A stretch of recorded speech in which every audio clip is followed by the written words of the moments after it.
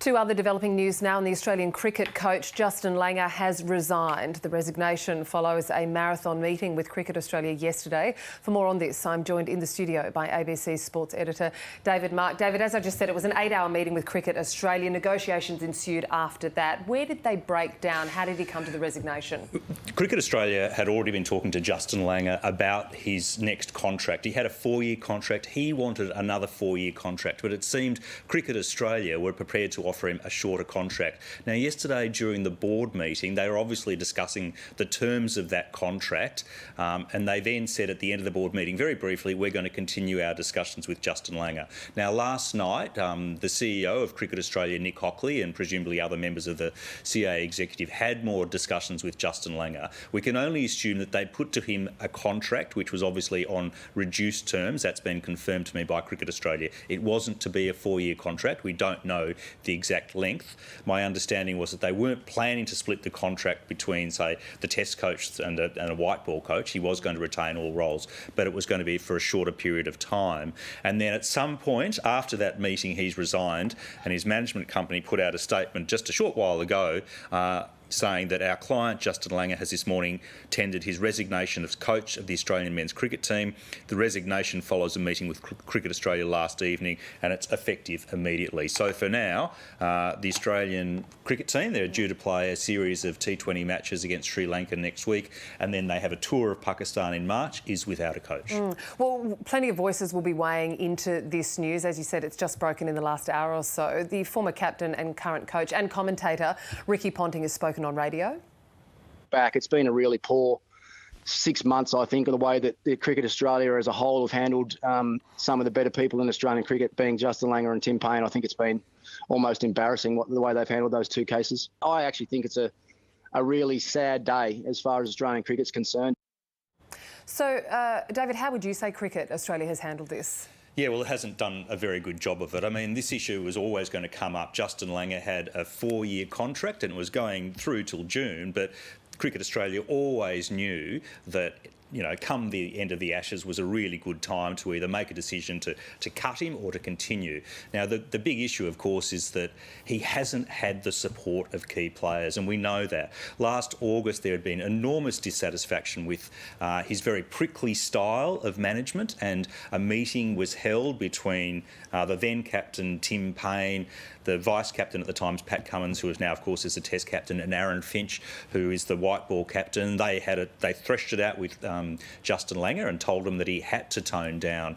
But what has been really noticeable since is that none of the senior Australian players have publicly said that they want Justin Langer to continue. Just the other day, I asked Pat Cummins twice, quite specifically, do you want Justin Langer to continue as coach? And both times he refused to answer the question. Now, had he wanted him to continue, he would have said yes. But the very fact that he didn't answer the question directly and said that's up to Cricket Australia essentially said that he didn't have his overwhelming support. And that obviously creates a really difficult situation for Langer.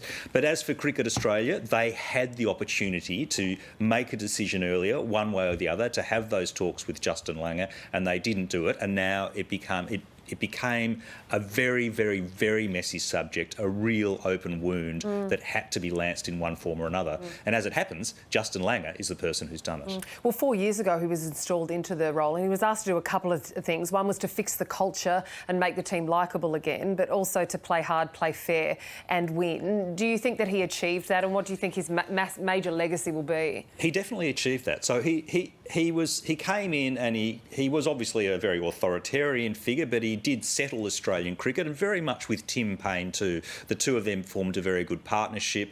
They did sort of get the reputation of Australian cricket back on a sort of a more even keel, and you know they were moderately successful. Not initially, but they, regained the Ashes in England. They obviously, more recently, they won the T20 World Cup, and they've just blitzed England in the Ashes 4-0, 1 wicket away from a 5-0 whitewashing.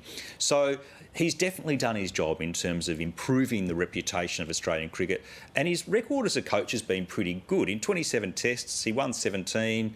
lost 7, drew 5. It's not bad. The issue has never been about his success in terms of win-loss. The issue has always been about his approach to coaching, his management style.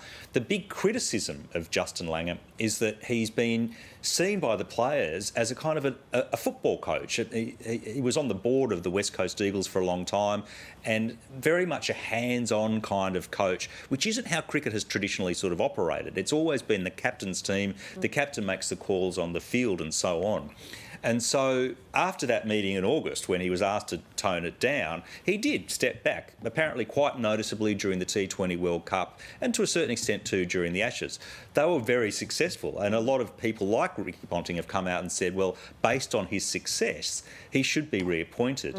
But you can also look at it the other way and say, well, maybe the success came from the fact that he did actually stand back and did less. And it was the assistant coaches, the likes of Andrew McDonald and Michael Di Venuto, who came to the fore. The players were a bit more comfortable and they performed very well. And just briefly before we let you go, David, obviously the team is rudderless. We've got these series coming up. Who is a likely replacement?